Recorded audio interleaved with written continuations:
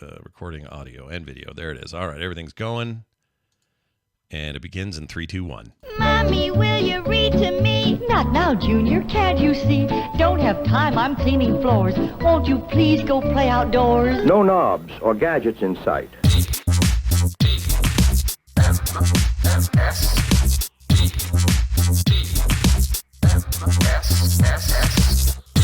The Morning Stream. Don't eat that. It's Pluto.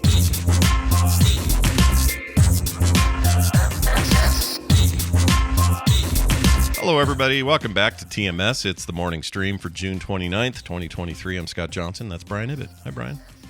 Well, hi. Hi there, Scott. Hi. Hello. Hi. How was your day? How's things? How's stuff where you are? Good. Hanging in there. Yeah. Did a little lifting yesterday. No real exciting people in the lift. Oh. Had a great conversation with, there's a pianist who works at the Denver Museum of Nature and Science. Basically they have this lobby area, this atrium, and there's just someone always in there playing beautiful classical music. And I drove that guy to work, and we talked music the entire time. He was super nice. Wow. No weird drives. No, it no seems like a nice drive, like an enlightening pleasant. one. Yeah, quite pleasant. Yes. That's nice. Did you have to play? Did he demand you play classical music in the car or anything like that? No. All right. Well, no, I've been getting into Arlo Parks lately, a singer named Arlo Parks that has this kind of really light, airy voice over kind of a dream pop kind of arrangement, and it works really well for lift. Non-intrusive, like you can have it on kind of light, and it's like, there's just some nice music playing kind of thing. And yeah, this really guy seems really cool. digging Arlo Parks. He's his real name is impossible to pronounce. Okay. And here, I'll put this in Discord, and you tell me how you'd say it, because I don't want to get this wrong. There you go. Look at that. I think Arlo Parks is a she. Oh, is it a she? Yeah. Oh, this photo is very disarming. It didn't Gotcha. look like a dude to me. Anai Oluwatane Estelle Marinho. Pretty good. I don't know. I know the first one is Anai because Anai Nin. Oh, there it is. Her debut album, Collapsed in Sunbeams. Oh, I'd like to check this out. This sounds like a nice new artist to check out here. Yeah. Arlo Parks. Right. She was nominated for the Brit Award for Best New Artist. She's great. That sounds awesome. Yeah. I'll check her out. Yeah, that is a hell of a name. Yeah, I would change it. No guess on names 2 and 4, but 1 and 3 I feel pretty confident about. Yeah, I think Arlo Parks is the way to go. I think Arlo Parks is great. That's a good choice. I have no idea, by the way, how she settled on Arlo Parks. I don't either. By the way, I don't either. There's probably some Wikipedia or something, but we're lazy and we're not looking it up. All right, everybody. Nope. Somebody else can look that up for us. I don't know. We're just moving on. Here's what some of you do, though. Sometimes you guys call in and you freak me out, and I'd like to share something that freaked me out. Brian, I got this call. It came to the 801-471-0462 number. Let's hear it. And this is weird. So here it is. Hey, Scott, Brian. Whoops, that's not it. That's not weird. Hold on. It's this one right here.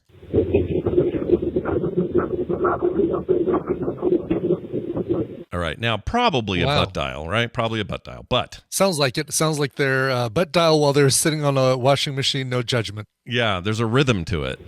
There is. And I can't quite make out what, but I'm hearing like a quarter that was left in the pocket of one of the jeans too.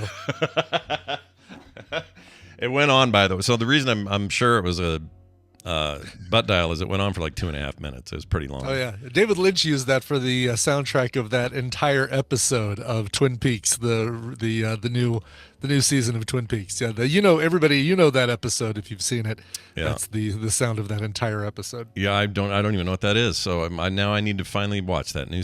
Was that worth doing the new one? It was good, right? You liked it? It was worth good. Seeing? I liked it. I think Kyle MacLachlan is just an underappreciated genius. I mean, we talked about Desperate Housewives yesterday when we were talking about Ava Longoria, but freaking Kyle MacLachlan and his whole Blue Velvet weirdness, his original Twin Peaks weirdness. I mean, that's your dude for this, and he was so good in in that weird Twin Peaks thing. You saw Firewalk with me, right? Yeah, a long time ago, but yeah, Okay. saw that when it Yeah. came out. I like. It's so weird. My relationship with that show and its spin-out movie is a weird one because I think I liked it when I watched it, but I never remember shit about it. Yeah. It I don't know why that thrives on making you uncomfortable, and the new season feels like it just takes that to new heights. Interesting. Yeah. Was Lynch involved through the whole thing, or was there some deal where Yeah. he left, or I can't remember what the thing is? Oh no, I think he was involved through the whole thing, as Okay. far as I know. All right, yeah. that's good. I thought there was some fight or something. I don't remember what the deal was. But Kyle MacLachlan, one of those guys. I like him as he gets older. He's aging like a fine wine. That guy. Yeah. You know? That's right. And Dune. Speaking of Lynch, the original Dune with Yeah. Kyle, and Yeah. he was on Agents of S.H.I.E.L.D. Thank you, Hobbs Dog, for reminding me about those two things. Spice must flow. The spice must flow. My eyes are blue. Look, Sean Young. We talked a little about Laserdisc yesterday, but We did. you Yeah. wanted more, Brian. What'd you I wanted find more. out? I wanted to understand how something that I perceived as optical could still be analog, right? Because it's getting read by a frickin' laser. Thank you, Dr. Evil. So how on earth could it still possibly be analog? And probably the best way to explain it is it's like a record, baby. Round right. It's like a record. So if you look at a CD, if you get your little microscope out and you look really close to the to a CD, you're going to see pits and valleys, or bumps and valleys, pits Right. and pits and bumps, I guess is what they call it, and they're all going to be the same depth but different lengths and different things like that. And those are your kind of your ones and zeros. I'm really kind of boiling this down. Sure.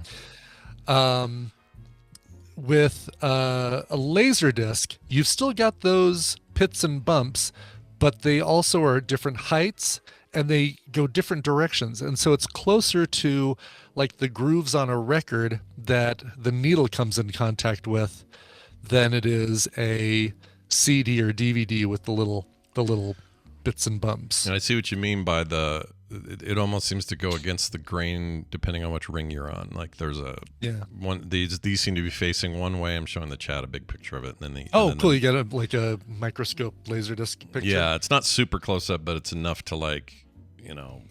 Here, I'll put this in here. It's Yeah, like, put in- it I'd just love shows to you see how it. this like uneven grooves, Oops. which I don't ever associate that with like a record or a CD. Obviously, CDs are like clear, well, not clear, but they're like that rainbow smooth Right. look, and you can't really see where your data is. But in this Laserdisc example, you can totally see. You how can stuff's kind of carved see, out. right? Where like, there's like that more dense looking section where there might be, I don't know, a lot of quick video changes or something, maybe? I don't know. It could be action. That's a really good question. Like you might be looking there at a, quick frame rate kind of thing. It'd be or interesting if quicker- you like watched a movie that had a very specific action. Let's say it's French Connection. It's got that car chase, and Yeah. it's got a lot of hard cuts and really interesting stuff. If I looked at that Laserdisc, would I see a weird part? That section of Yeah. it be, that'd be interesting. That's to really see. fascinating to me. That And the parts where it's a little more static shots of two people talking kind of thing might be more of the darker areas on that disc. Yeah. It's interesting. The guy who invented it, he doesn't get a lot of credit, and I forgot his name, so I'm not going to give Paul Gates or something like that. Like he, came in at a time when it was Betamax and VHS fighting, and said, "Here's a third format, and it doesn't degrade like VHS and Betamax tapes." And the only problem is that every 30 minutes you've got to get up and flip it over. If you're watching a 2.5-hour movie, that means you're doing it like 4 times. Yeah. But the one big downside too, I guess, was that it didn't record anything, so you couldn't record TV like you could with VHS Right. or Beta. right. And I'm sure that from a practical standpoint, people were willing to lose some of the fidelity to gain that functionality. Yeah. Probably. The audio on there is digital, but the video is analog. And there was a place right by where I lived called Laserland. God, was it called Laserland? Something that dumb. Might have been called Laserland. That sounds like laser all they tag. sold were what's that? Sounds like laser tag or something. The place you go. It does, yeah. All they sold were Laserdisc players and Laserdiscs, and so I got my Laserdisc player there.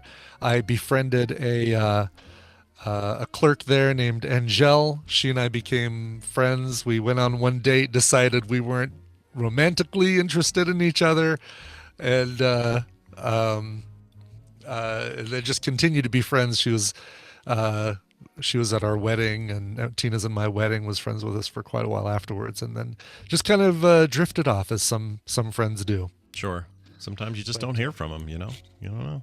Yeah. Hub's Dog, so he's talking about a lot of the players had auto flip. This is fascinating, right? Because you've got this giant record size disc, and you know, basically you could eliminate, again, if you're watching a 2.5 hour movie and you have to flip the disc 4 times, you have to get up, right, pull the disc out, Right. turn it over. But these things had auto flip, and there's no room to actually flip the disc mechanically inside. So what they would do is they'd have the laser on like a little hinge, and they would get to the end of one side, and then it would zoop back to the edge and go zoop to the top, and Yep. then do the other edge. Read it from the other side, yeah. I always thought Yeah. it would be cool if they'd figure out a way to take that giant disc and flip it, but obviously they It went would with have the to better be. way. It would have to, like, the box would have to be the same height as it is wide and deep. Yep. Looks to be like able to do that. 64 minutes per side is all you got on the high capacity. The low capacity was 36 minutes. So no Yeah. matter what movie you The had, Star Wars ones I have, and I think somebody else mentioned that they have it. Yeah, Hobbs Dog also has this, the Star Wars special or pre-special edition yeah. trilogy. It's all in that 30-something minutes per side format, and so Do you have a player or just I know you have some discs. I have a player as well, yeah, but it's not an auto flip. It's a Pioneer player. And do I hold on to it for any other reason than it's just nostalgia? Because doesn't have an HDMI out. I've got to use component cables out. It's kind of cool though, because it's just like we said, dead format. So now you got a thing that you can always look at and go, "Hey, dead format, check it out." Yeah, that's great. Oh, let me go dust my dead format collection. Yeah. That's a lot of work to dust my dead format collection. I don't think But I've that's also any. got, like, the- I don't think that's any weirder than people that hang on to their game consoles for a long time or anything. I think it's fine. It's true. You I mean, know? I do have. I've got some pretty cool special editions. I've got the Nightmare Before Christmas special edition Laserdisc, which has, I think, Frankenweenie as a bonus feature on there. The Oh. original Interesting. animation that Burton did, which I think is also on the Blu-ray of Nightmare Before Christmas, which we also own. Yeah. I mean, there's nothing on there that I probably can't get elsewhere, really. It was. I think there is somebody even brought up in the Discord that there is a non-special edition DVD set of Star Wars. Oh yeah. I have that somewhere tucked away. That does exist. They're hard to get though. You have to like eBay them and stuff. Yeah. You can't get them any Yeah. other way. Actually, I think a fan sent it to me. Anyway, what I was gonna say was Nightmare Before Christmas is an interesting pivot point for all of these formats because it seemed like that was obviously it was on VHS. You could get it on Laserdisc. You could get it on DVD when DVDs happened. And it was my second DVD. I got Fifth Element and that. But it seems like everybody I know who dabbled in that time of like new formats and changeovers Yeah. and stuff, Yeah. it was always Nightmare Before Christmas for whatever reason. That was the movie. Yeah, that's a good one. I should get that out and just see, because I think there's a whole art book in there. Like, and because it's record sized, I mean, it's an art book the size of an LP that's got, Right. like it's a thick box. Yeah. I don't know how many discs it is. What I want is that 360 exclusive HD DVD drive that was competing with Blu-ray. So you could buy this thing, it plugged into your Xbox 360, and it was a And it HD played DVD. HD DVD. Exactly. And I have the old Batman Begins somewhere. We talked about this with Dunaway the other day, but I don't have a player, and I'll bet those are really rare. I mean, the rarest thing is that PlayStation prototype Super Nintendo thing they made that never happened. Yes. And there, as far as anyone knows, there's only one prototype in circulation. That thing sold at auction for like $500,000. This is crazy. Yeah. I would love that, dude. It's it's a thing like that too, that if you have something that is rare like that and you're like, I'm going to sell this someday. Unless you see something on the horizon, like for example, I'm waiting until Wolverine is added to the MCU proper before I start looking around to maybe sell my first appearance issue, Incredible Hulk first appearance. Oh, I see. Thing. Yeah. Selling it right now, it's like, he's popular a little bit, but it would have been the right time during the popularity of the Logan movie or during the original X-Men films, the good ones anyway. Right. They were in there somewhere. But I've got the Little Shop of Horrors. So Frank Oz directed that Little Shop of Horrors movie, and if I remember correctly, am I right? He directed it, right? I don't know. Was that Frank Oz? They originally released the DVD with the original ending of Little Shop of Horrors as a bonus thing, and it's the Frank Oz. You are correct, Frank Oz, by the way. Yeah, yep. It's Audrey 2 completely destroying the city, becoming like a giant King Kong sized thing, and eating the city and killing Rick Moranis and Helen Green and everybody. Oh my lord! And the studio released the DVD without his knowledge, and when he found out, he says, "Oh no, I don't want that out there. Pull it." Yeah. Well, I've got a copy of that DVD, and I'm thinking, is that is just gonna go down in price? And I'm sure, like, now that clip is probably available on YouTube, I don't know.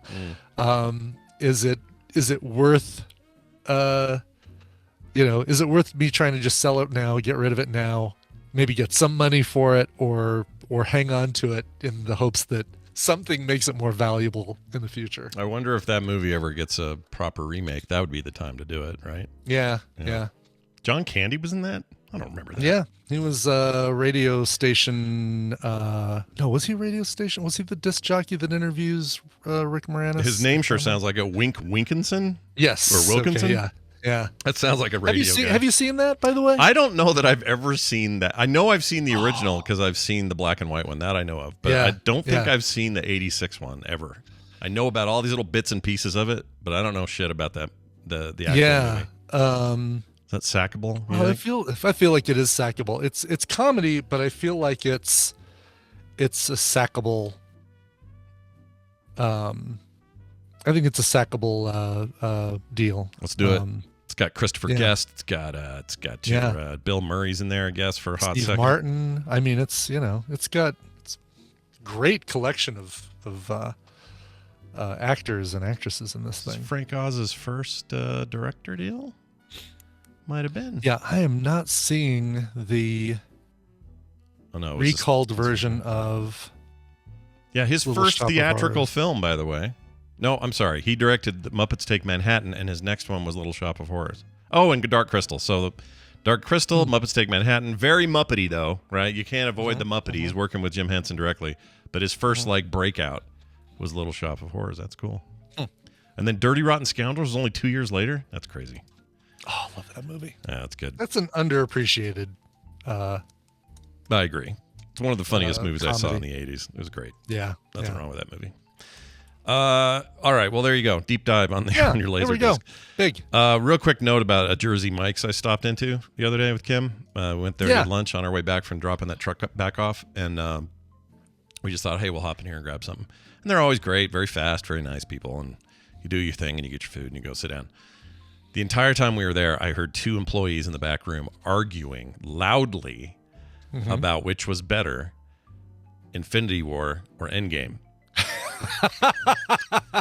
That's it's so hard to do. Like, that's a weird thing to argue about. Like, oh, which Kill Bill is better, Volume 1 or Volume 2? Well, even that is those feel like two separate movies as opposed to Infinity War and Endgame. Yeah, Endgame and Infinity War is all it is constrained by is an artificial time limit we give movies. Otherwise, that thing runs together perfectly, right? Right. Exactly. So these guys I tried to record it. It didn't work because the 80s music they were playing in the dining area was so loud that you couldn't, at least the mic couldn't make out this argument, but we could hear it over the music. You tried to record. Yeah, I tried to tape it, and so I could play it on the show because everything's content. But tape.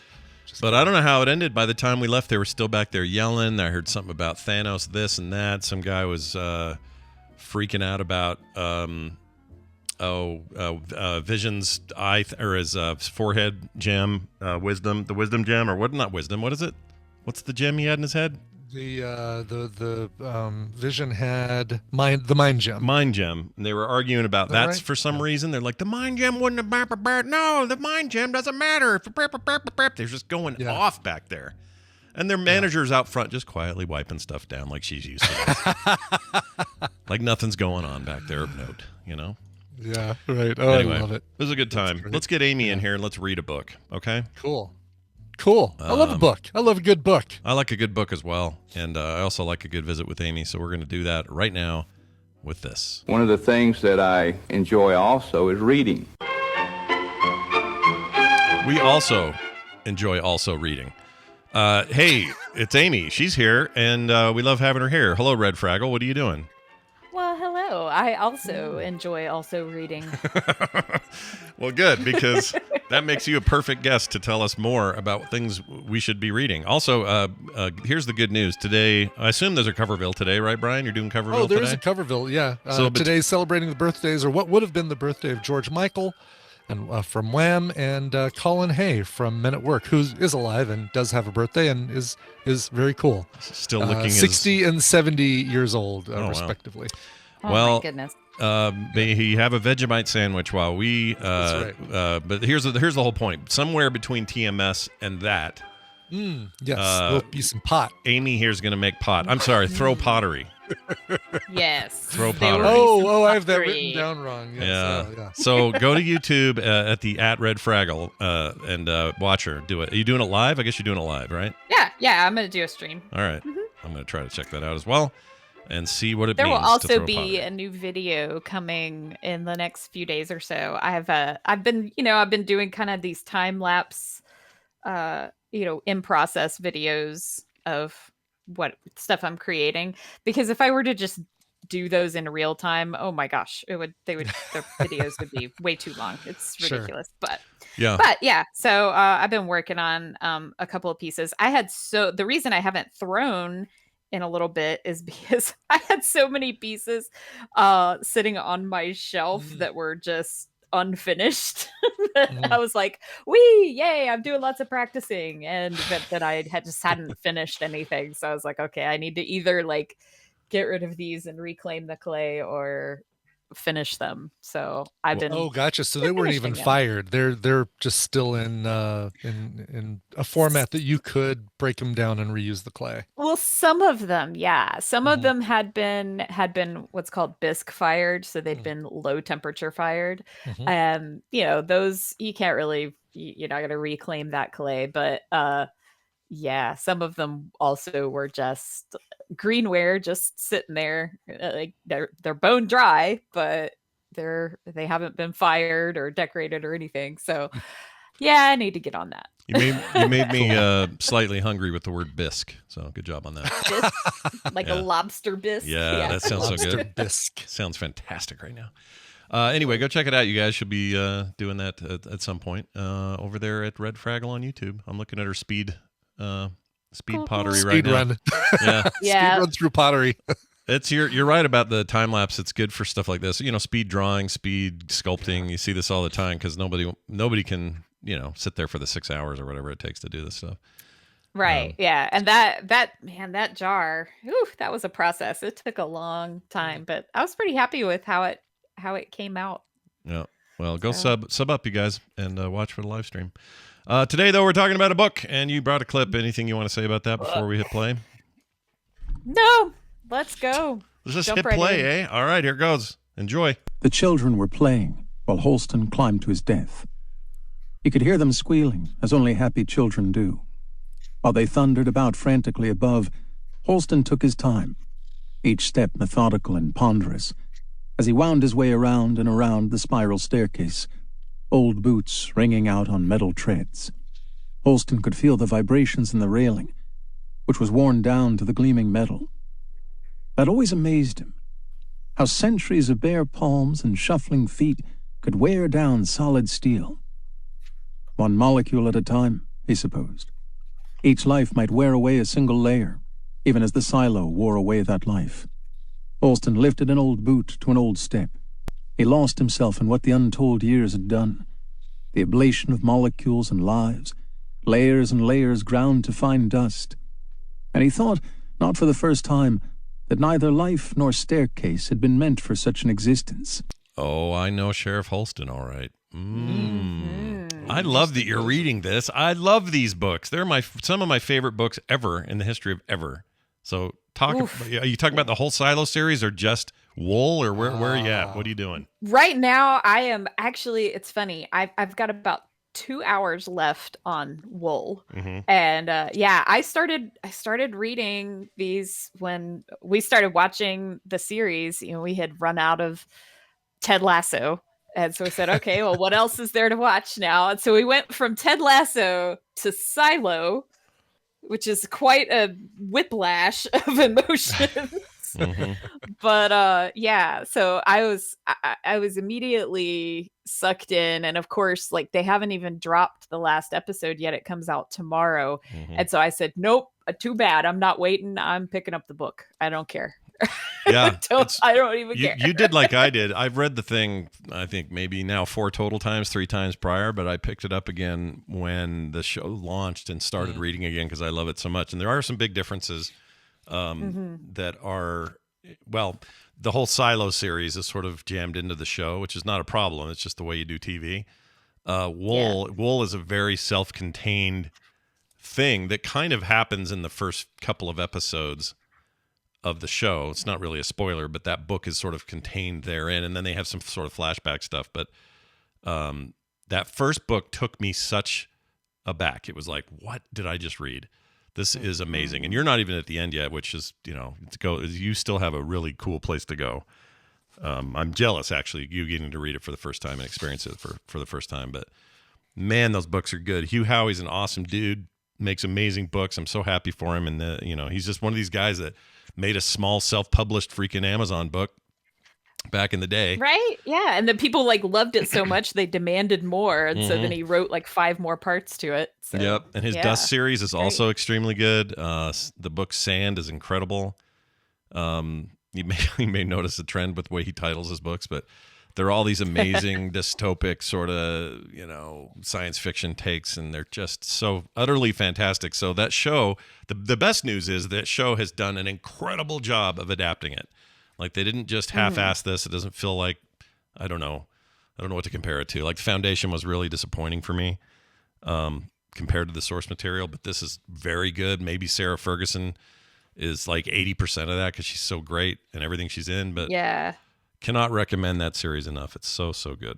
Both the books and the show. She is really good. The one thing in the series I have to say that is distracting me just a little bit is that she has a little bit of an accent, and within the context of the story, this is not a spoiler because you get introduced to this in the first 2 minutes of the show.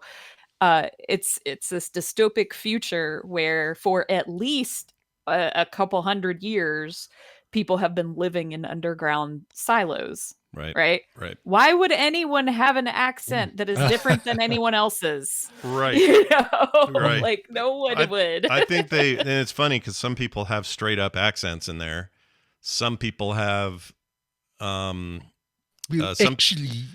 accents can be a product of your parental upbringing. That's true, but if that's hers the case, is different than her father. Yeah, it is.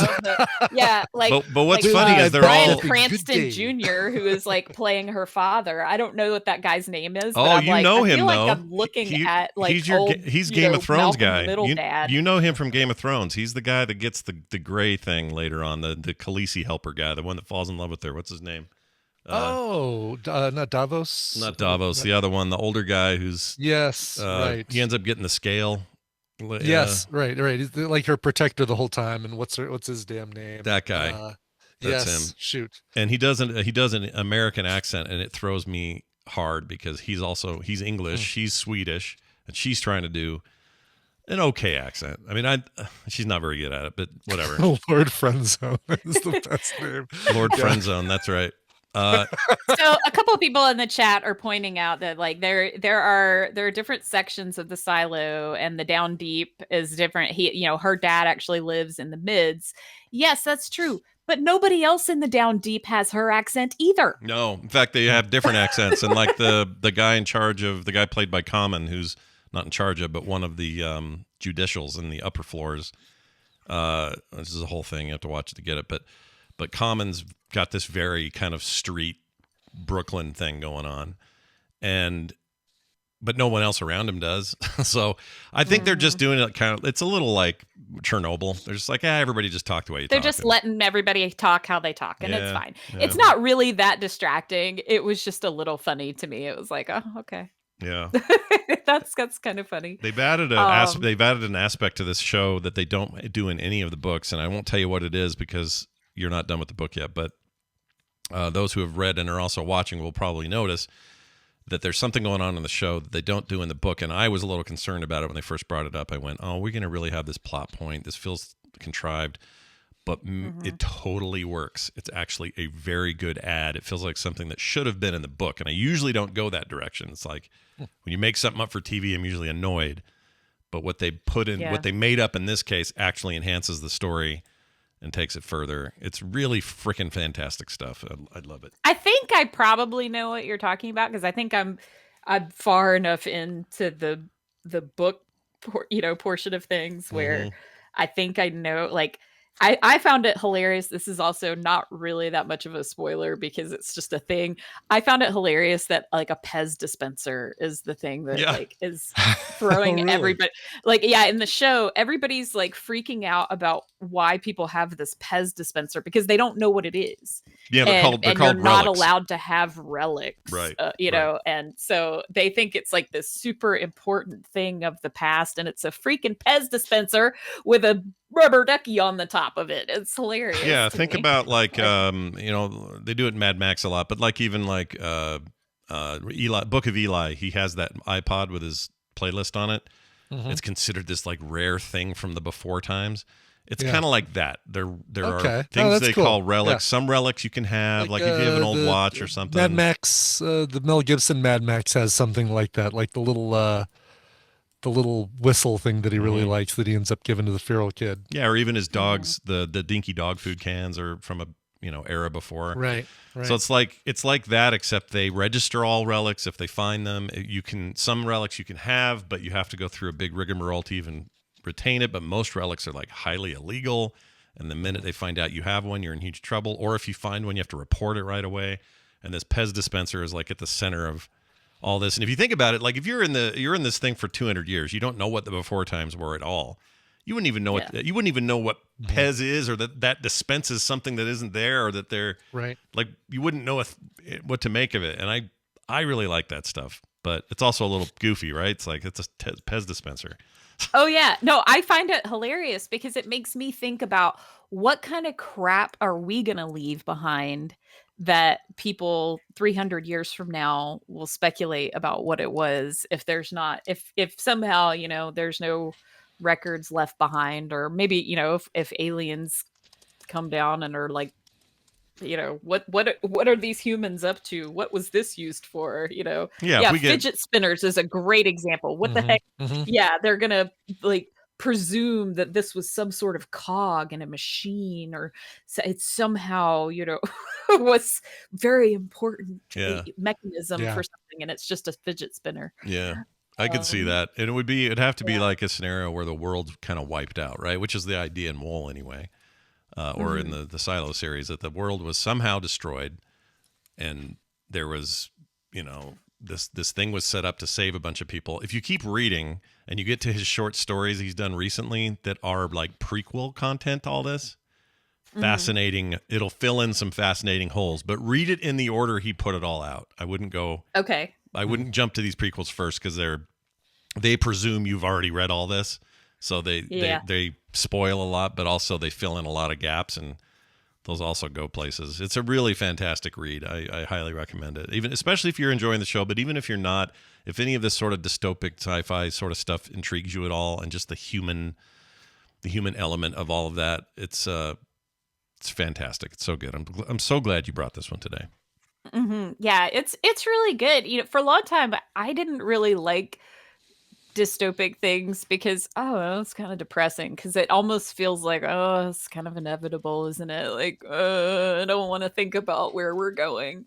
But it raises a lot of really good questions about who we are and who we want to be, our and how you justify your behaviors or what your value system is, that kind of thing. It's all really, really interesting. And also Tim Robbins is a really good cast for Bernard. He's great in it. Yes. Oh my gosh, I didn't know how I was going to feel about that either. I thought I'd be a little too Andy Dufresne for my taste, but he's perfect. He's perfect in it, and we've seen some shit with him. Nobody's wasted. If anything, the show surprises me about the people they'll let go away and never come back to the show because they're huge names and like big deals. Like that first and second episode is just full of forgot her name, Parks and Rec and The Office. She's the daughter of a famous musician. Oh, she's Jones, Rashida Jones. Rashida Jones is so good in those first couple episodes. Oh, cool. And then you just don't get her later. It's not a spoiler. You just don't get her. I'm so looking forward to watching this. This is we finally bagged on Mrs. Maisel. We're like, it's rare that we get a few episodes from the end of something that's got a finite end and say, I just can't do it anymore. So there was an episode, I think 6 or 7 episodes into the final season that actually resolved a lot of things to the point where we're satisfied. And we said, you know what? I think we're happy here. I think this is really good. Yeah. And so now we're moving over to Black Mirror and then probably Silo right after that. Yeah. Like I say, I think the last episode, at least, I don't know if they're going to do multiple seasons or not, but the last episode that they have done and is in the can is coming out tomorrow. Yeah. So you could easily binge it in a weekend. And I say this because we did, and then we were like, oh crap, the last episode's not out yet. We've done that ourselves where we've we've said, all right, everything's out from this show that we wanted to watch, and we binge all the way through, and it's like, oh no, we've got 2 episodes left that we have to wait for. Yeah, it's the whole thing ends tomorrow. There does have a season 2. It got approved for 2 seasons at least, so I know we're getting that. Does Kim watch it with you, Scott? Yeah, she loves it. She loves it. Cool. Yeah. Really likes it. I think it's a story I think Tina and really anybody would like if you just like good human stories. This isn't one about weird aliens and strange contraptions or whatever. It's just like how do humans deal in a situation like this, and it's great. She'll like it. Yeah. Cool. I will say there is an episode in the book. This isn't really, I mean, they go into this part of the story. I'm being very vague, and so I'm stumbling over my words a little bit. But there's a whole episode where the suspense is really a big deal. And as an engineer, I'm going, why didn't they just do this? And it would have been so much simpler. So any engineers out there, you'll know when you get to that episode, just park your little engineer brain and go with the suspense and enjoy it. Because like if you try and figure out why they didn't just do it a simpler way, you'll drive yourself a little bit crazy. So just go with the suspense that the director put in there and enjoy it. That's what I say. Merrick is agreeing with me, and he knows exactly what I'm talking about. So I know what you mean too. It's definitely a park your brain moment. But real quick, the entire series is called the Silo series in book form, which includes Wool, Shift, Dust, and the Silo stories. The Silo stories are the prequels I was mentioning. They all are now in a big omnibus sort of collection, and the Kindle edition is often on sale. I want to say that whole thing was like maybe $3 not long ago. Currently, it's $25 for that. It's still worth it, but absolutely, if you're looking to just read it and not get the audio versions, that's the combination to get. Just get them all at once. Cool. Yeah, it's fantastic. Yeah, I'm excited. And now I'm excited that I brought it today so I could talk about it. I know I have to be vague and not have spoilers, but I keep saying to Chuck, I was like, okay, I assume that you don't want me to talk about stuff that's different in the book before you watch the end of the show, right? And he's like, yes, don't say anything. Yeah. And he says, in fact, how long is the audiobook? We're going out of town this weekend. He's like, okay, maybe I can listen to the audiobook while we're driving. I was like, okay, I'll listen to it again. That's fine. Yeah. And don't look for these. There's a couple of books called Silo, a post-apocalyptic survival thriller. Extinction. These aren't it. Those are something else. And those are free. Yeah, that's money grab by somebody else trying to capitalize on the popularity. Yep. The author's name is Hugh Howey, and the first book in the series, like Scott said, is called Wool, and it's like WOOL, and it's all caps, and that is a thing. Yep. Apple TV Plus is the series, so make sure you check that out as well. Amy, this is a great recommendation. Thanks for bringing this to us. Cool. Watch her channel. That's Red Fraggle on YouTube. It's coming up sometime between now and Coverville. And she'll be live. Come over see there. me after, if there's Adventure Club or whatever, or after TMS sometime. I'll be playing with Clay. Excellent. Claire, you will definitely want to be there if you're here. Oh, are you doing an Irish thing? Say why. Oh, really? Oh, jeez. Are we making? I'm going to be doing so. I have a piece that is, it's a nice little cylinder, and I think it will make a good mug. And I need to pull a handle for it. If you've ever seen a potter pull a handle, it's a mighty dirty looking process. Your dog's interested in it. I'll say that. Leave it at that. Yeah, my dog just wants to be in my lap all the time now. So nothing wrong with that. Hi, Beauregard. All right, y'all have a good day. You too. Thanks, Amy. Bye now. That dog really did want to hang out. Oh, please let me stay human. Human. We're going to do one quick story in the news, so let's do that. I don't watch the news. Today's news is brought to you by... Yeah, I told you a little bit about this a minute ago, but let's get deeper into it. Colin Hay from Men at Work, George Michael would have had a birthday today. They would have been 60 and 70. George Michael would have been 60. Colin Hay is 70.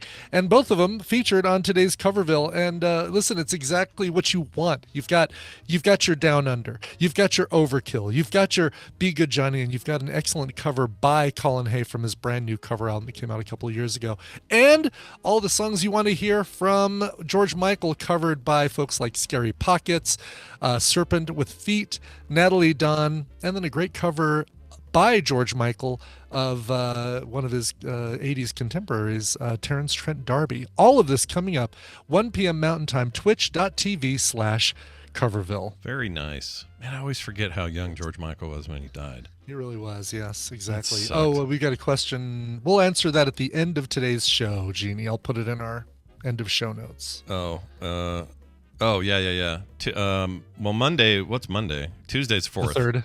Yeah. Right. 4th, so, definitely no show on the 4th. Yeah, no fourth show. I think the 3rd's fine though. What's usually on the 3rd? A lot of companies are giving their employees the day off on the 3rd, but do they? I don't see any reason. I mean, it's a day where we can have a bunch of people in the live chat room who don't always get to be live in the chat. That's true. So yeah, we'll figure it out. Brian and I will talk. Yeah. And we'll let you guys know. Okay. Let's do this story here. If you move to these beautiful islands I'm about to describe to you in Ireland, yes, I've seen these. You'll pay. They will pay you, not you pay them. They will pay you, Brian. Yeah. $92,000 to move there. Where do I sign up? Well, how's the Wi-Fi? That's probably one big Where's problem. the nearest Freddy's? Well, all these are questions I need. These are important questions. So here's how the article goes. Have you ever dreamed of quitting your job and escaping the rat race to live in a remote island? Well, your dreams are about to come true. In Ireland, anyway, which has announced that it will pay people up to $92,000 to move there to one of these 30 remote Irish islands. So think like Inisherin, the movie. stuff very like very that. similar in its population and look. And its access to internet is my guess, probably just as bad, but who knows. The program is called Our Living Islands. Our Living Islands.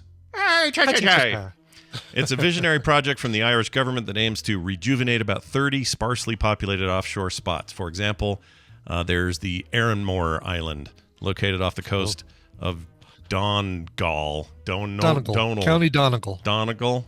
Okay. Yeah. Along the magnificent Wild Atlantic Way. Rugged 150-foot cliffs dominate the skyline.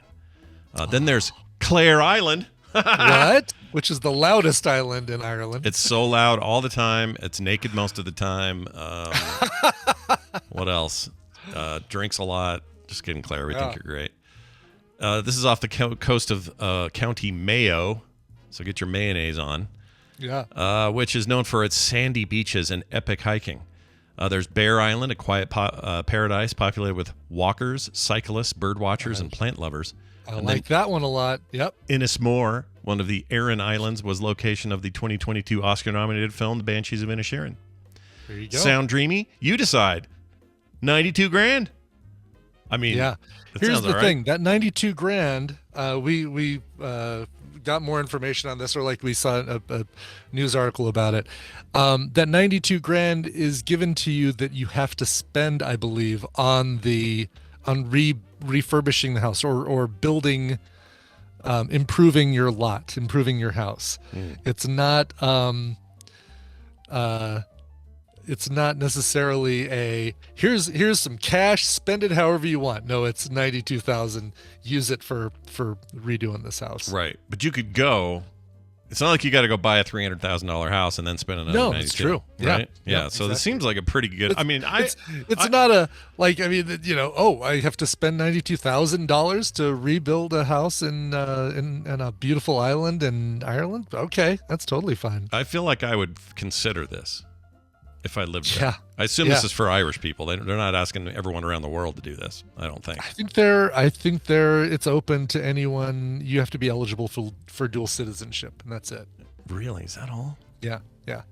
Okay. Now I really want or get a work visa or whatever. But now I really want to know how the internet is, like more than that's ever. exactly right. That is for us. That is the caveat. That's 100% the caveat. Everything else I can deal with, even if the hell, I could deal with an outhouse if I had to. I don't want to, but I could. Sorry, I need the comforts of a heated toilet seat and a Toto washlet is what I need. So no, but if I could, Brian's out. 92,000 can go a lot towards a Toto washlet toilet for sure. Yeah, but I would be, it's not in my cards, but this sort of thing is intriguing. I love the idea of a remote island. Oh, totally, yes. Yeah, and a bunch of people are just like weird neighbors. Oh, what you doing out there? Planting more potato things, just doing your Irish stuff. Love it. Yeah. Make an Irish Spring in the backyard. All right, that's it for your news. We're going to take a break. When we come back, my sister Wendy will be here, and we are going to talk about a couple of things. In fact, it's not even in the show notes today because she's bringing her own thing. So bring in her own, like just going off the menu. Oh, great. Okay. Yeah. She's got her own thing, and we're gonna groove on it. So let's see what happens when she comes back. Yeah. But we can only divide things up here with a song, and Brian brought that song right in the middle here. It's an indie. Da da da da. This is a quartet from Toronto. Listen, man, that's in it's 7 hours, 8 hours from now. I'll be enjoying some bad dates and enjoying a little Indiana Jones. Yeah. Toronto quartet Zeus have a brand new single. This is a band that reminds me of like early Dire Straits. Even has a little Knopfler in his voice. Not quite the guitar virtuoso. I mean, who is that Mark Knopfler is, but it's still really, really good. This is fantastic. They have a brand new album coming out called Credo. Doesn't come out until September, so you've got time to love this song, enjoy it, and appreciate it, and say, man, I want to hear more at the beginning of September when that album comes out. Here is the band Zeus and the song Ere I Walk. Here are 3 outstanding checkers, all former queens in the Checker of the Year competition. Flee before my terrible power!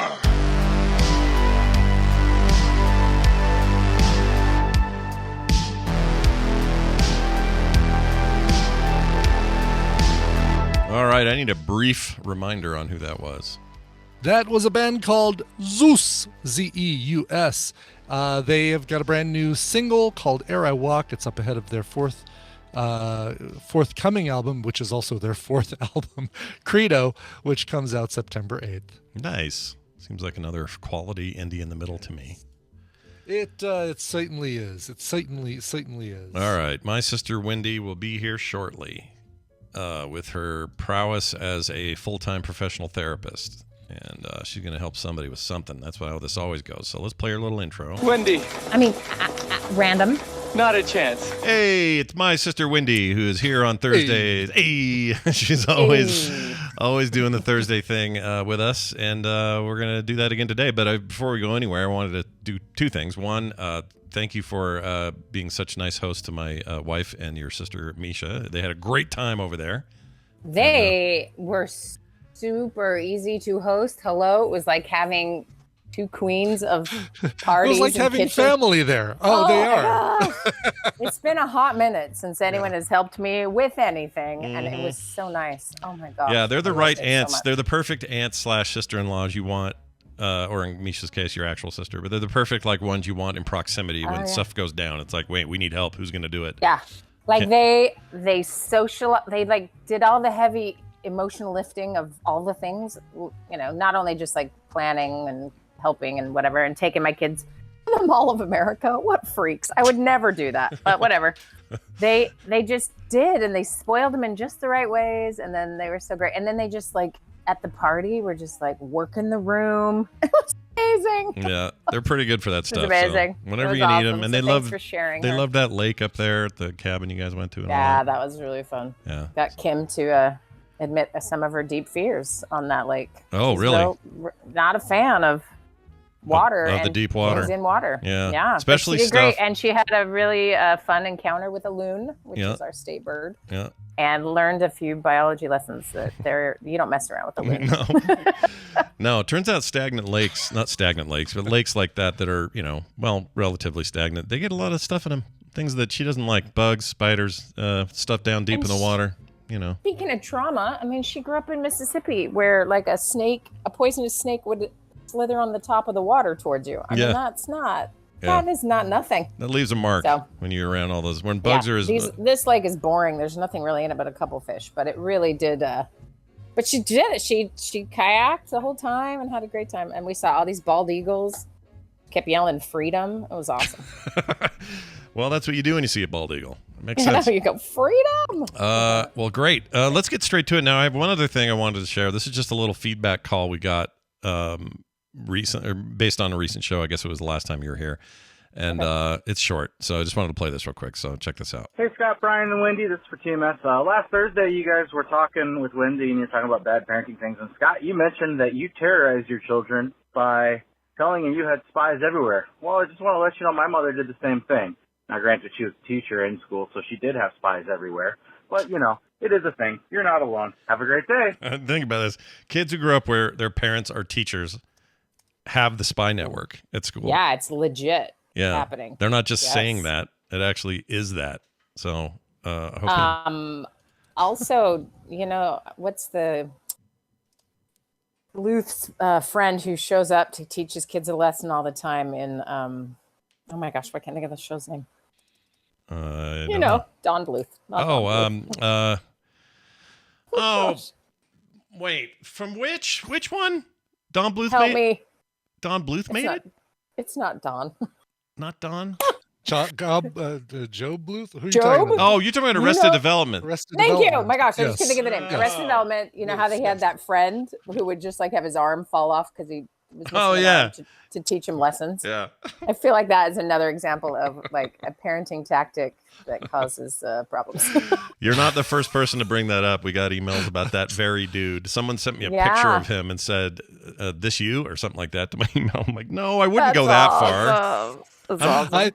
I get caught on this show so often for confusing Don Bluth and Ralph Bakshi that I'm not bringing up any animation. I'm not saying anything because I know I'm going to get it flipped over and wrong. I was oh, you're talking about Arrested Development. Yeah. Well, Wendy and I have we have a cultural connection to Don Bluth because growing up, well, those movies are always on in the house, but also he was famous for being from here, from Utah. And then, that's right. So it was kind of this big deal that Don Bluth was making movies. To us, anyway, it seemed like local But celebrity. wait, what was the actual dad's name on the show? That was George Bluth Sr. Yeah. Oh, yes, because George Michael. Got Right. it. Okay, got it. Right. Michael and George. That show, I'm about due for a rewatch of those first 3 seasons. Seriously, let's all watch this. That is right that now. is a Go good watch 'em. comfort watch. Yep. Although it's a show that makes you so uncomfortable too. Yeah, it's pretty great stuff. Totally right. Well, all right. love Let's it. get to this week's thing. So you brought something with you instead of us reading it. Okay. What do you got? So, in essence, it's kind of a compilation. I got an email, but then also I'm going to just morph it a little bit into what I hear from clients a lot, and then kind of morph it with what the emailer said. Okay. And it's about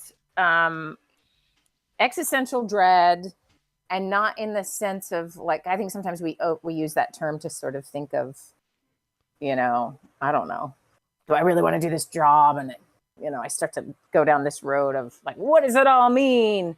And I don't mean maybe more of that intellectual pursuit in terms of existential dread, and more the actual reality of you will cease to exist, and that dread. So that's what it actually means. But I think we always take terms and go nuts with them. Mm-hmm. Anyway, so existential dread, or the fear of dying, or that type of thing. Okay. So I've had clients from lots of places around the world, and they'll say the exact same thing. So it's fairly universal. Obviously, I'm not talking to people in various languages, so I can't speak for that. But I can speak for the Swedes, and I can speak for the English speakers, which are both cultures, Great Britain as well, cultures where talking about death, focusing on death, all of those things are not common, as things industrialized and processes, medically speaking, sort of took over. We really cleaned up death, right? It no longer were, the bodies of our loved ones lying in the parlor for people to come and grieve.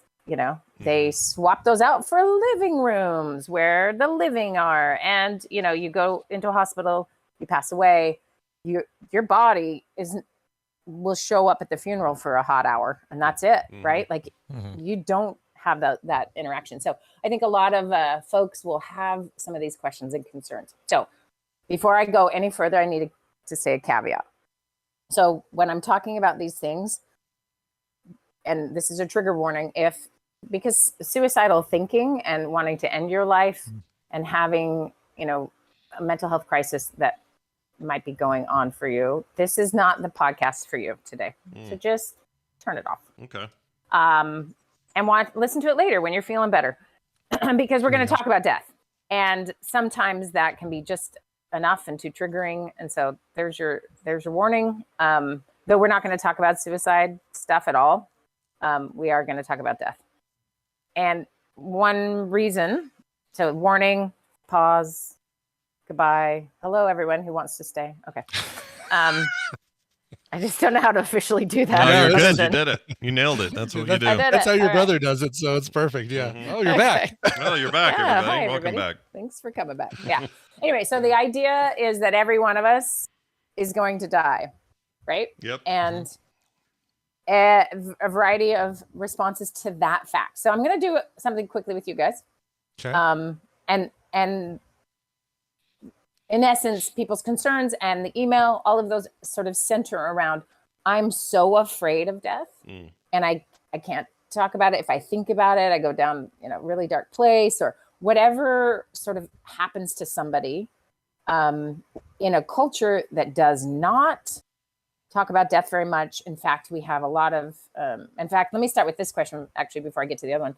What are some of the rules about death in society that you guys are aware of? Rules? That you've either experienced? Yeah, social rules we all follow. It's kind of cultural norms. What are our about, like, practices? You pretty much always have to say, I'm so sorry for your loss. You mean that sort of thing? Or Yes. And you actually just did it. You lowered your voice. I'm so sorry for your loss.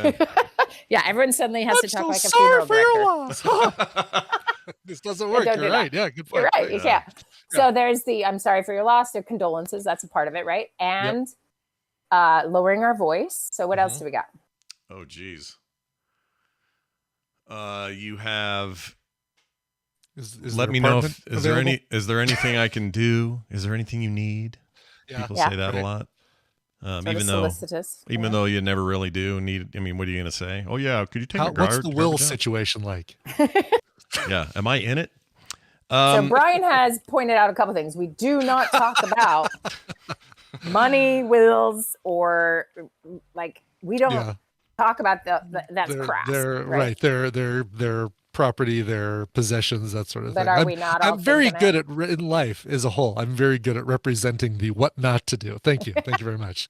Oh, you're doing great, Brian. Thanks. Keep going. So we have some rules around that, though everyone is thinking it or wondering in some capacity, right? So it's a kind of it's not a very straightforward process. You got to like maybe go to a couple funerals as a kid to realize the rules, or you've got to be told how to talk about it or not talk about it. I think another one is to quickly, with lightning speed, say something that's supposed to fix everything, like, well, they're in a better place, or some kind of At least he's not suffering, or all that. Yeah, so at least he's not suffering. We jump to that, right? Which in essence, it kind of is holistically shows this concept in our culture, which is we don't want to dwell on this at all. Yeah. Is it to make ourselves feel better or make the person we say it to feel better? Yes, both. Yeah, yes, and both. But does it ever work? Only it makes you feel better. It doesn't make them feel better. Yeah. However, it is so natural for that to occur because, again, we don't have anything around death that is, it's not like you have a class, the art of dying in school. You don't have the how to grieve with your fellow humans. Like, we're just guessing. And then we're also like, modeled however that has been before us, right? But really being afraid of death and or not talking about it, or especially thinking about your own death. Okay, so here's my question. And sorry to be grim. I gave everyone a warning. Get out of here. You don't want to hear this. They had a chance. They had their chance. Yeah. It's the middle of summer. I feel like it's the safest week to do this. This is why I'm doing it. Anyway, the sun is out. Anyway, is this. So how often, if ever, do you two think about your own deaths? How often? If ever. Very rarely for me. Maybe a thought enters my mind once a month, maybe. Is there a circumstance that usually kicks that up? A couple, yeah, right. Like I'll be driving and have a near-death experience, or not even near-death experience, but like a dodge that guy swerving into traffic kind of moment, and say, oh, that could have ended me. But also, thinking about my grandmother's death and all the time that we spent, having to kind of resolve her or clean her house and get it ready to sell and stuff, and not wanting to burden my own family with this curiosity shop collection of a basement that I have down here, and what I can do about that. Okay. So yeah, that's when it comes up for me, is thinking about some way you don't want to harm your loved ones yes. because of a mess or something, but not the actual death itself, like how will I die? Oh no. I figure when it happens, and they're a final destination. There ain't a damn thing I can do about it. Okay, all right. So you kind of are. I love it. All right. How about you, Scott?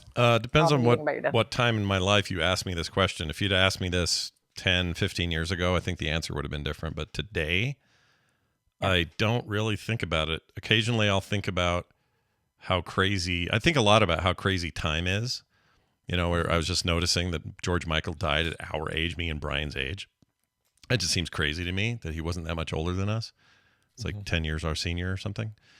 So famous people dying is a click. Oh yeah, he'll watch a movie and immediately have a mental checklist in his head as to who's dead, which of the main actors are. And Wendy, I don't know if I've ever told you this. People listening have heard me do this, but I'll watch Casablanca or some old movie.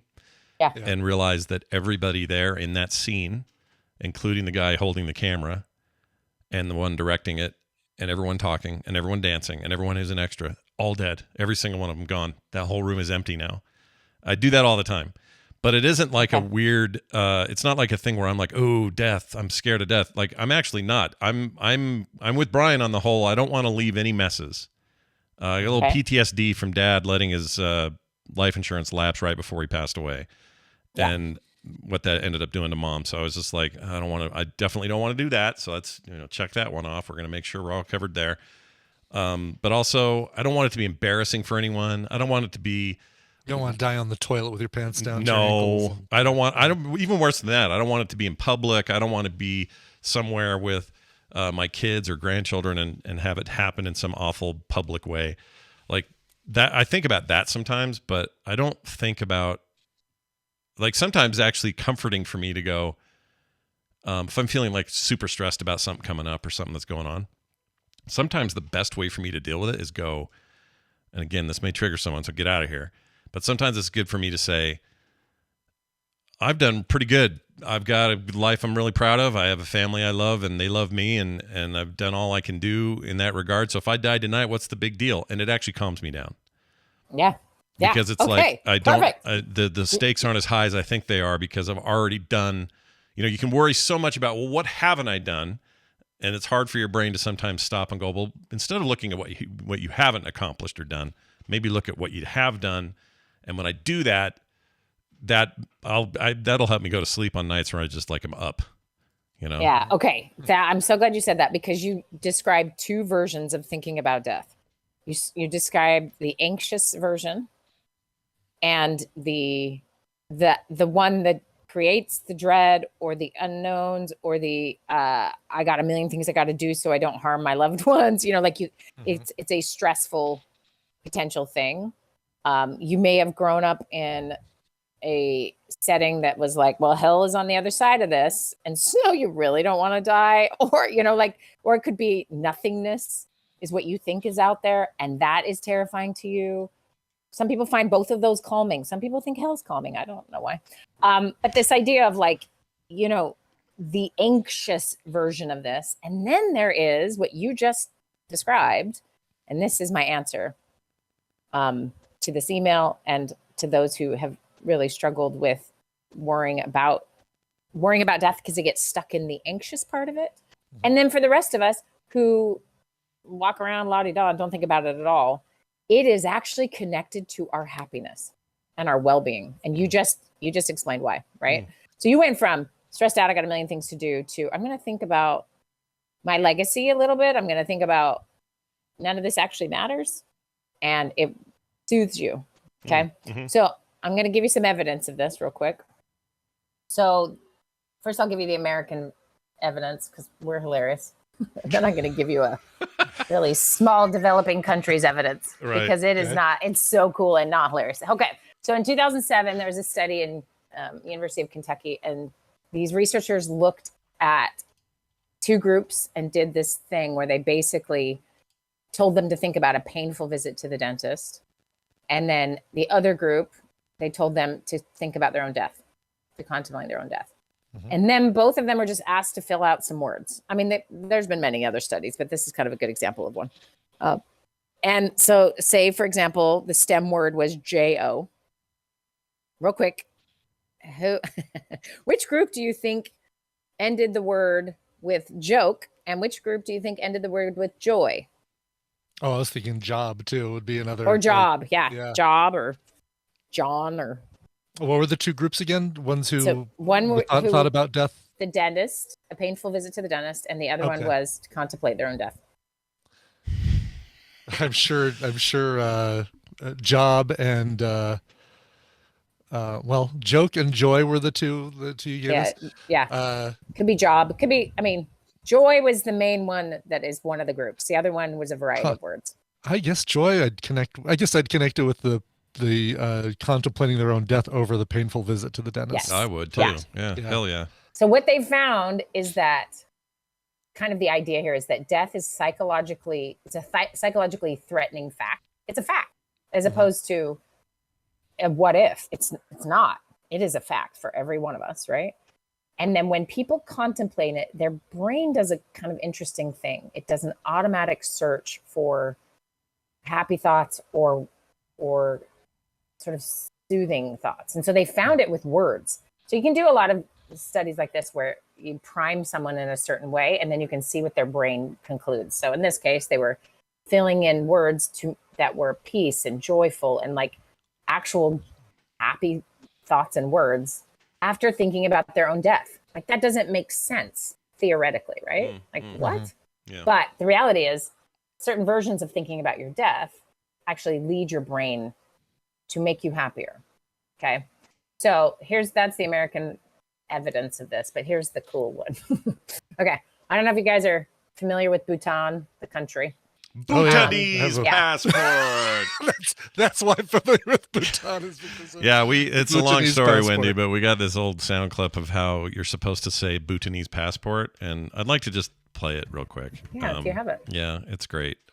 This is up on the Wikipedia page, or it was anyway. It was, yeah. Somebody pulled it. This was like a assistive technology thing that would read.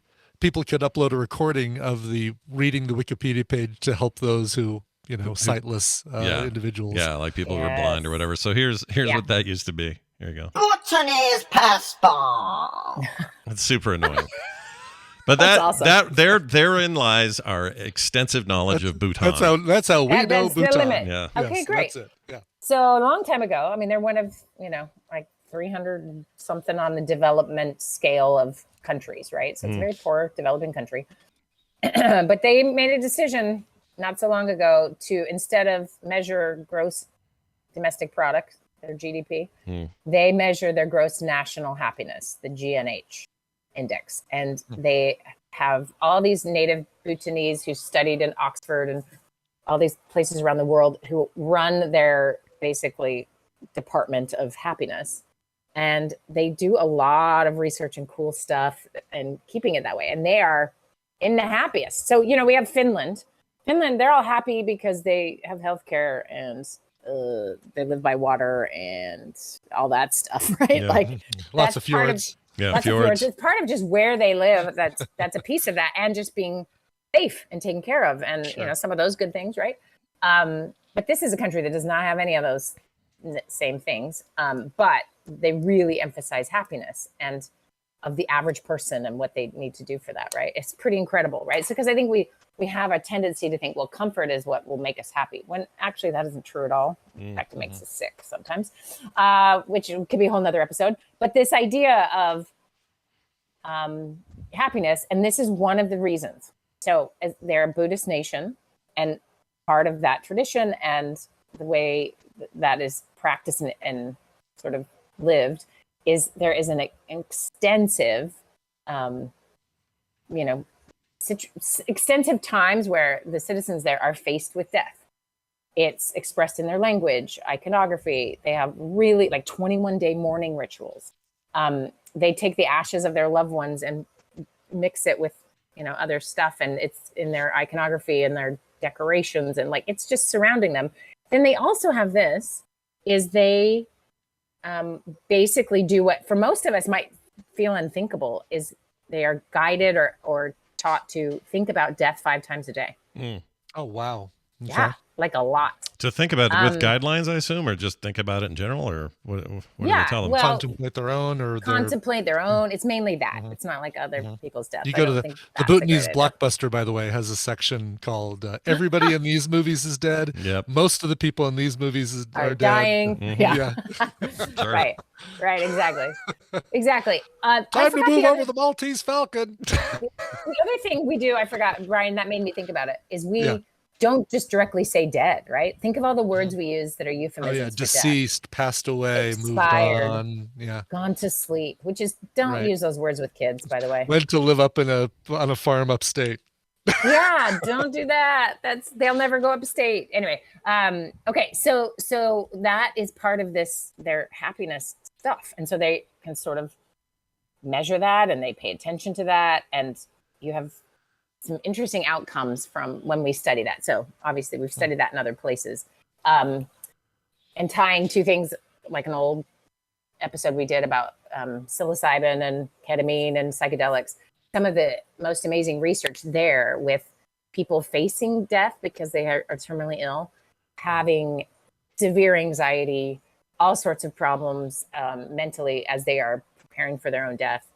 And the psilocybin trips, or the medication they give them and the work they do with them, it's almost like 100% recovery rate from fear of death.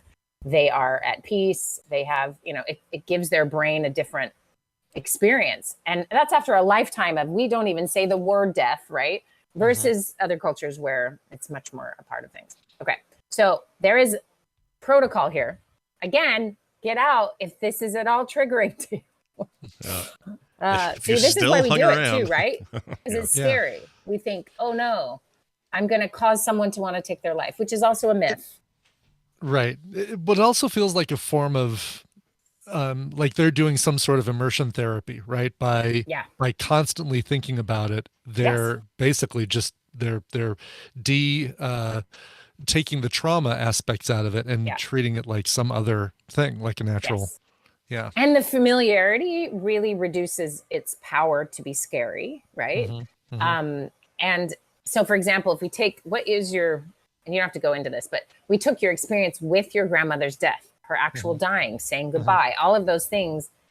If that was maybe not so awesome, and then you had to go clean out her basement, that can just feel like a dread or a thing of like, I can't do this to someone else.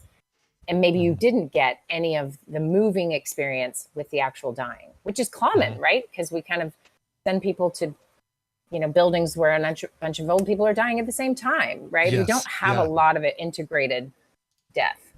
And she, she was in hospice for a really long time, and it actually took going through her house and then like, oh my God, I remember, this is a kid from when I'd come and visit, or this is something that she used to make that meal that we always liked. And that was the point at which at least for me, at which I was like, oh wow, she's gone. And this is, this is never going to happen again. So Brian, keep all your miniatures, because someone's going to want to think of you. Enjoy it, Tristan. Ha!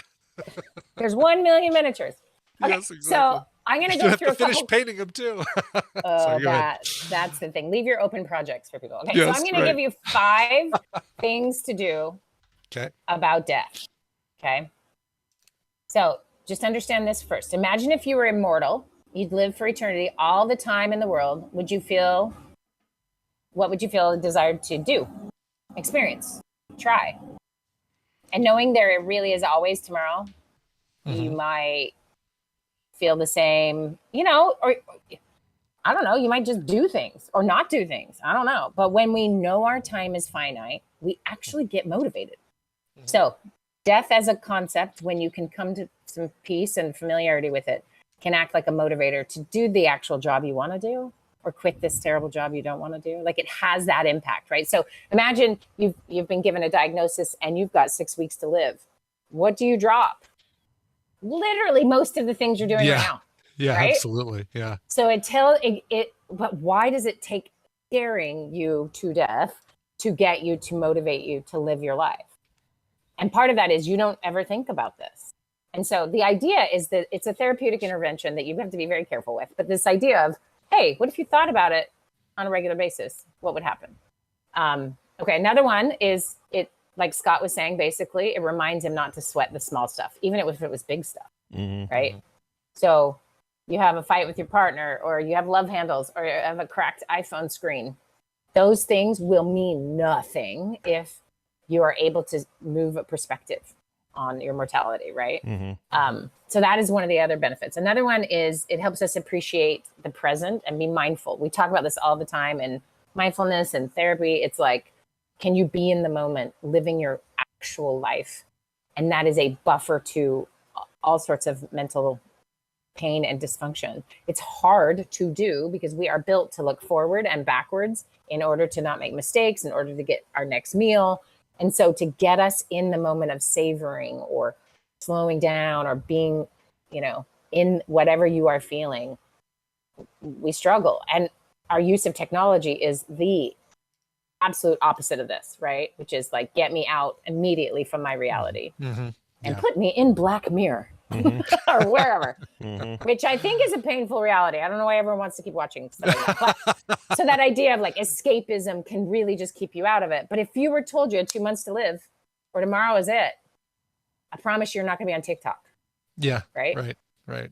Oh, you would 100%. You're not going to be on TikTok. Furious. Yeah. If someone's like, no, hey, I mean, I had a client the other day. We went through her usage, and she's on TikTok on average 10 hours a day. Jeez. And this is a 20-year-old in college with a full-time job. Holy crap. Wow. How are her grades?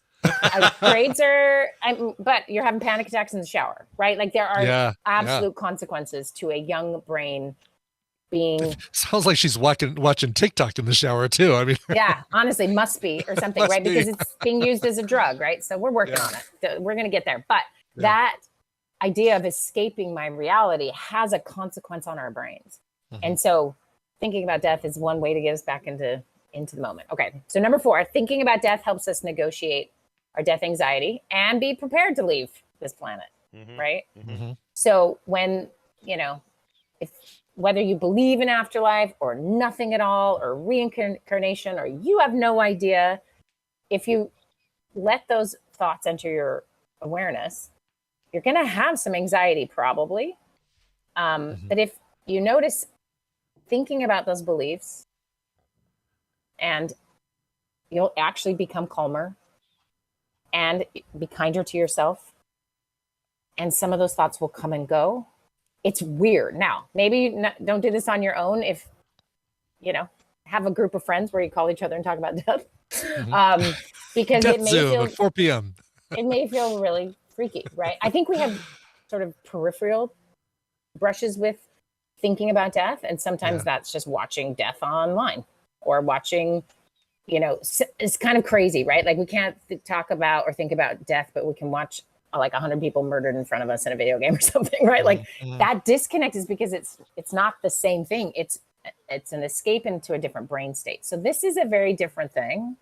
So be gentle. Okay. Right. And then the last thing is, and this kind of goes to what you were saying, Scott, a little bit about, or you both a little bit about your legacy. So it allows us to remember what's important and live intentionally, right? But then also gives us a motivation to leave a legacy. And that can be a really motivating, powerful thing to think of, what am I doing? Does it matter? What am I leaving my children or not? Right? Your grandma probably thought, well, someday they're going to want to see this weird cookie dish that I always gave them with their cookies. So I'll keep it. Or they just grew up during the Great Depression and they get rid of nothing. And that was more that she came immigrant from Hungary and was told never give up anything, never throw anything away. As a matter of fact, buy more of them if you see them at a garage sale. If you see them, yeah, totally, 100%. And so your children and anyone who follows after you will have their own version of. You guys maybe are hoarding figurines, but there's some version of like honoring you and your life that will come, and then eventually everyone who remembers you will also die, right? Like this, it can sound really depressing, but here's the thing, and I'm going to walk you through a way to do this. Is if you're feeling courageous, make some space for thinking about death. Okay, notice what comes up. It's very natural if it's anxiety. That's okay. Trust that reaction is coming because you value your life and you desire to continue living. Like that is the right response. That a part of you is like, oh no, we're doing good. We want to keep going, right? Like that's a good response. The problem is we always stop there and run from that. So here's the next step, and this is really important, is you invite that anxiety or that disquiet you may feel and just allow it to be there. Like allow it to sort of sit for a minute. Maybe you feel a little worried. See if it can kind of, you work through it as opposed to run from it as soon as you notice it, right? And then as you do that, notice how it lessens as you think about death more. So this is that whole lean in concept, right? And if you can approach this with compassion, remind yourself it's a part of life, and we're all so fortunate to experience life. And, just lean in, think a little more about it, watch what happens to that anxiety. Now, if you have a therapist, do this with your therapist. The therapist might be like, what are you listening to? This is crazy. And it's because most of us are pretty freaked out, even the experts, right? Because every one of us will die. It's built into everyone, right? Everyone's got it in their just core humanness. to fear it. Death and taxes. There's right, exactly. But there is a payoff to this. I want there to be a payoff to taxes, but the payoff to this is that you can actually have a more meaningful, mindful life. So I don't think we'll be like the Bhutanese, where 5 times a day we're looking at it, right? Yeah. But man, are they free from that burden of being terrified and living unintentionally because we don't want to think or feel something, right? Mm-hmm. They lean into it. And so maybe this is a ridiculous topic. You can tell I'm hedging on, was this a good idea? Not at all. It's definitely a good idea. I think it's fascinating, especially the cultures that focus on death and de-anxietyize them. I'm going to invent a word right there. Mm-hmm. Dude, I like it.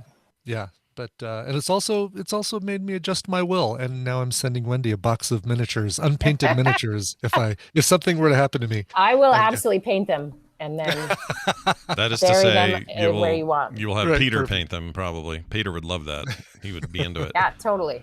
So really, there's just there's funny enough, there's some apps that remind you to think about your death. That are sort of besides TikTok. Yeah, totally. But are in therapeutic, healthy versions of that concept, right? Right. I know. I just real quick one thing that happened with Mom, not about a couple years ago, I guess.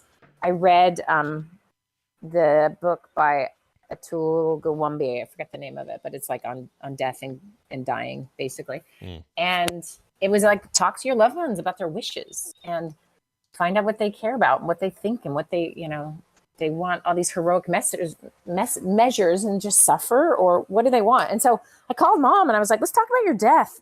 And we did for like 2 hours. And you know what she said? She's like, I cannot tell you the relief that this is to have someone willing to talk about this with me, because no one will let me. Yeah, it feels like taboo. Not even John. 85, yeah. Right. Yeah. Right. And then this just happened this week. A good friend of mine, her husband's 90, she's 78. She's spry and young and awesome, and we've been friends for a while. And her husband had a couple falls. He's now in the hospital, ready to go to a care facility. And I said, do you know what his wishes are? She has no idea. Mm-hmm. And I watch her as this transition is happening. She's not prepared in any way. He's 90. And I think it's because when you're young, you think by 90, we'll have covered all this. No, You're still you. Right. And so I think a lot of sadness and a lot of pain can come from our fear of this conversation. Mm-hmm. That book is awesome. I should really have looked it up so I could tell you what it is, but it is just a helpful way to get you started. Being Mortal, that's what it's called. Okay. And it's his own father goes through the end of his life while he's writing this book. It's really cool and well done. And will get you thinking about questions you haven't thought about. So maybe that's a nice baby step for some of you. For others, you're just like, no, thanks, bye. And that's okay. Others are like, I'm moving to Bhutan. I'm doing it. You need a passport. So you got the Bhutanese passport. We know how to get you that. Exactly how to ask for one. Yep. You got to do it in that tone of voice too, or you're screwed. Yeah. This is interesting. I kind of didn't do this trick I use now where I just can't sleep, or whatever the thing is, where it's just like so much going on, and I'm like, I cannot clear my head, and using this as a way to do that. It's like, hey, if I died tonight, would it matter? Kind of feeling. And it works.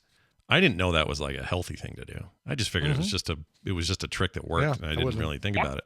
So this is sort of enlightening for me to hear that. Oh, and the other thing that helped a lot is I had a moment once where I can't remember what we were doing. We maybe even were talking about, I don't know. I know what it was. It was really depressing, but we were just talking about Kim's sister who's going through more chemo, and her cancer's not slowing down. It's this awful thing that everyone's dealing with. So there's a lot of death discussion around that. And to get out of the funk that was that whole discussion, I decided to go and make sure that all my passwords were in a place where Kim could easily access everything in case something happened. And she went and made sure that all the bank stuff she handles and any of those same sorts of things were all in a place I could access. Like, we just had these two like proactive moments of, I don't want to leave her not knowing how to get in touch with all this stuff I've got going. And it's a ton. So I consolidated everything into one password manager, made sure she had direct access to it, easy access to it. that, all the things she would need to do it. So there's no question about where she had to go and get and do if that came to that. And she did the same thing on the bank front. And it was just like this nice feeling of, well, that's one less thing, to worry about. Mm-hmm. Yeah, it motivates some different things. And that can include just some emotional things, right? There's a planning aspect to that, right? But there's also this emotional thing. The other thing is, I mean, so take, for example, when you walk by a graveyard or you walk through a graveyard, I whistle. What happens? Because you're supposed to. You're supposed to whistle? Is that the deal? Yeah, you're supposed to whistle past the graveyard. Yeah, as you walk past the graveyard. Okay. See, that is a great example of our fear of death. Superstitious, right? Yeah, I really don't, but I know that that's what you're supposed to do. Right. And it is an unconscious reminder that that's your option pretty soon, right? But what would it look like to just take a second and read a name and think about the person and think about how death is inevitable? And what does that do? Does that, you could just test this. And again, let me reiterate, this is not for people who are actively wanting to end their lives. This is for people who are just plugging along, living, avoiding this topic, and could really benefit from maybe a perspective shift, because that's in the end what it will do. And I'm going to end with this thing because then I got to. Yeah, you have a thing, right? But basically, we have. Oh shoot, where did it go? Just this idea that the people have regrets when they're dying. Sure. And here they are. Ready? Yeah. I wish I'd had the courage to live a life true to myself, not the life others expected of me. That's number 1. Okay. Number 2, I wish I hadn't worked so hard. Number 3, I'd wish I had the courage to express my feelings. Number 4, I wish I had stayed in touch with my friends. And number 5, I wish I had let myself be happier. Huh. So notice, none of those are about painting miniatures. No, I'm just kidding. None of those. I mean, that might be, I wish I let myself be happier. I don't know. Actually, I think it would, because I find myself to be very happy and zen when I'm painting miniatures. Yeah, but exactly. You know what I definitely didn't Let see there? yourself. What I definitely didn't hear in there was, I'm sad I didn't make my first million by 30. I'm sad I didn't. Glad I didn't do another hour of work every day. Yeah, or have more cars than the other millionaires. I'm glad that I missed all my kids' activities. Right. I'm glad that I dropped these friendships from my youth or whatever, right? The regrets are always, and that first one's a big one. The courage to live a life true to myself, not the life others expected of me. I think sometimes for me, my thoughts of death are always when I get on an airplane. I have one minute where I sit there and I think, all right, I'm going to die next to Jim and this random dude, I just kind of look around and I have this moment where, because, it could be it. And I have found as time has gone on, and the more I fly, actually I've flown more this year probably than I ever have. I have more peace as I do it. And that's kind of one of the things I was thinking about. It was like, oh, isn't that fascinating? Before it was like, shoot, who do I need to tell I love? Or some kind of versus, just the effect that this has is just maybe more of a grounding effect. Right. Yeah. So maybe stop avoiding the cemetery on your way to work. Yeah. Maybe take a minute, have a conversation with someone who's older about this. I think you'd be surprised how much they would crave it being safe to talk about this thing that's closer to them than it, it could be any of us any day. But see if you can, and that's really the goal here, is you start to minimize these regrets of the dying. We have their words, we know, and it's universal. Yeah. I'll say this. I don't, as much as I don't fear death, maybe more, as much as I maybe did when I was younger, the things I fear more are like, if I get Alzheimer's, what kind of weird shit's going to come out of my mouth on that bed? What am I going to say? Yeah. That falls under the, I don't want to die embarrassingly. Yeah. Yeah. I just don't know what's going to come out of my mouth. So I feel like we kind of already know, because it's that, the colonoscopy guy on Twitter live. Yeah. Like if you're not in your straight, I just don't know if I'm just going to be, I think I'm going to be loud is the other thing. So what I really want someone to do, I want to do some kind of preeminent thing where make Kim sign a thing that says, if Scott gets full on dementia, pillow over the face. Yeah, basically. something. Strap me down, put a tape on my mouth or something, because I just know it's going to be the most embarrassing stuff. It's just going to suck. Oh, Sure. See, that scares me way more than death. Way more. Like, take me now instead of having me sitting there yelling stuff from my subconscious. Potato head, freaking frying pan. I don't know what I'm going to say, but I'm going to yell something. It's less it's kind of that same thing, but that if I do have a fear of death, I mean, it's actually less of a fear of death and more of a fear of Alzheimer's and not remembering people and the hurt that causes them. Because I watched Tina go through that with her grandmother. It's like, I don't want to go. That's the thing I don't want to put people through. Yeah. Let them clean up my miniatures. That's totally fine. Yeah.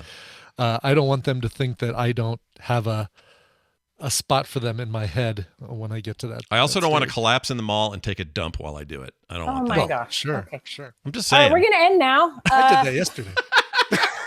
All right, perfect place to end it. Wendy, have a fantastic time. I know you got a thing you're rushing off to. Thanks for hanging out with us. We'll be back next week with more insightful conversation with Wendy. We'll see you then. Okay. Yeah. Bye. She has a client. Hopefully they're not I late. know. Poor Wendy's trying to get out of here, and we're like, how about another bit? That's right. What if I died and pooped? Yeah. All right, that'll do it for today's show. Big thanks everybody for watching and listening, and we'll be back at this next week. Of course, we have a play date tomorrow. You're all invited. We may have player priority going to patrons, but other than that, some people can still sneak in. You can certainly watch it. We're going to do the whole thing live at frogpants.tv tomorrow at 10 a.m. Mountain Time. So come hang out and be a part of the live stream if you would like to. We're going to play Among Us, which we haven't done in a bit. Among Us. I'm going to send a message over to Tally and say, hey, we miss you in Among Us. Come play. Oh, join us for Among Us. Yeah, Except she's so good. She always wins, and she knows exactly the right timber to ask questions with so that we accidentally give information away. She's too good. She's a smack talker too, so that's all fun. She is. Yeah, she's anyway, come around for that, everybody. We'd love to have you. And a reminder that tonight is Core. We'll be doing that at 5 p.m. Mountain Time. I have stuff to say about Final Fantasy 16. People may not like it. I've gotten. Oh, really? Because my first impression of that game, incredible. Yeah. As I went on, first half of that game, it's still pretty good, but they're getting a little weird. Some of this is a little weird. Okay. And then now I feel like I'm stuck in this anime hellhole. Oh, no. Okay. Oh, God. Yeah, I hate that. And it's a little frustrating. So look for some really energetic talk between John and I, because John loves that crap, and he and I will probably have it out. Anyway, that'll be tonight, 5 p.m. Mountain Time, Coverville today, 1 p.m. Coverville today. Yep, 1 p.m. Mountain Time, twitch.tv/Coverville. I still haven't switched over to doing that. I don't think I could do that on YouTube because of the music, because I can't even make the old VODs available to stream on Twitch. So it's basically like you watch it live or you listen to the podcast. Those are the things I can legally do. Yeah, and I think the YouTube Live actually does algorithmic song checking in real time. Yeah. Let him do it. Let him bring it Even though Brian's got all the rights. He pays for the rights for this shit every year.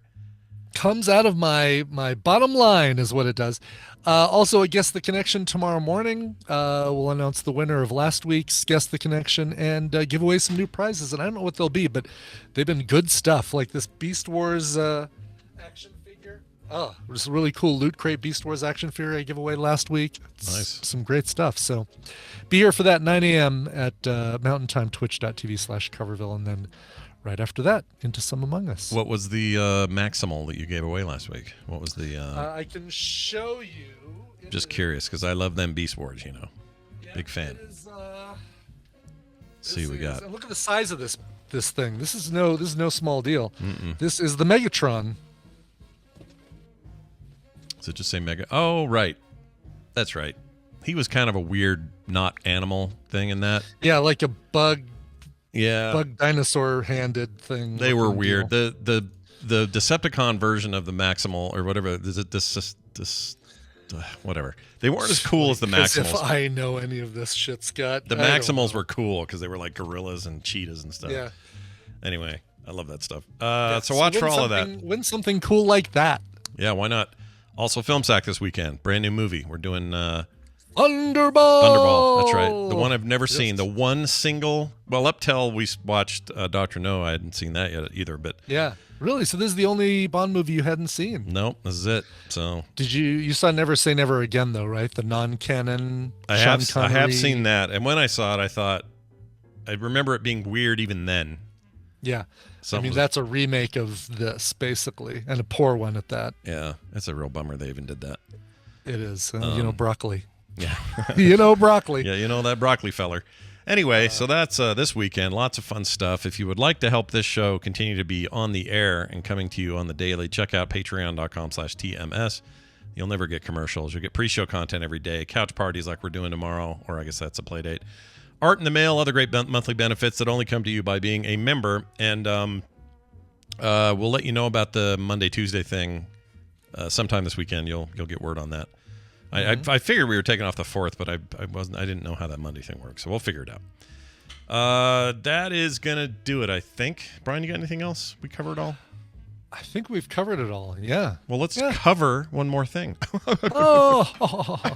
This is great because this is A, brand new, and B, a really cool cover that was recommended. A bunch of people actually hit me up about this, but Leslie, Lowe's mom, who I just had the pleasure of hanging out with here in Boulder and Denver for quite a while. She got to see the studio. Not a lot of people who visit. Not a lot of people get to visit the studio. It's just, got to keep it private. Thank you very much. Got to keep it private. A lot of people really want to see it, and it's private. It's private. I've declassified it, and I feel like you're doing this long enough just to see Jeannie's reaction in the chat. I do it long enough for the Rainbow. I think Rainbow Bright left during the death talk. So there it is.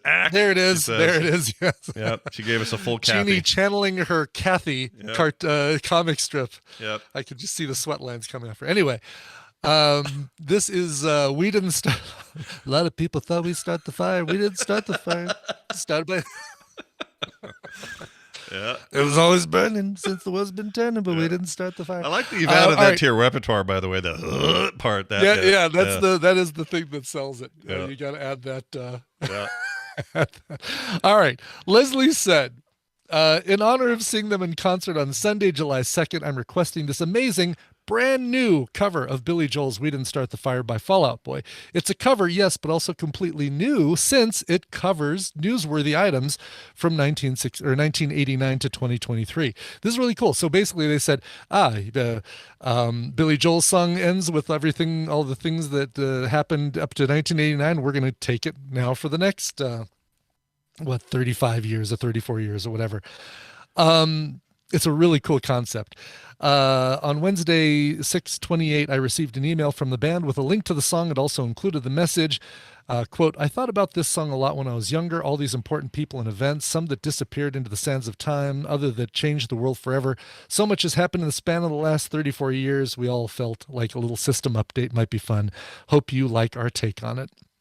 I do like the take on this, and this is, I think, a really, really cool concept. And I think somebody needs to, there's some band out there, some burgeoning kid in his bedroom out there who in 30 years is going to update it for the next 25-year span. So it's good. Anyway, here it is. We Didn't Start the Fire by Fall Out Boy. Fantastic. We'll be back Monday, like we said, with new shows and all this other stuff on the weekend. So you got plenty to listen to and hear and watch and stuff. All right. So don't go home hungry or something like that. All right. That's going to do it for us. Thanks for listening. We'll see you then. Get more at frogpants.com. Oh, we love that guy. He's my favorite.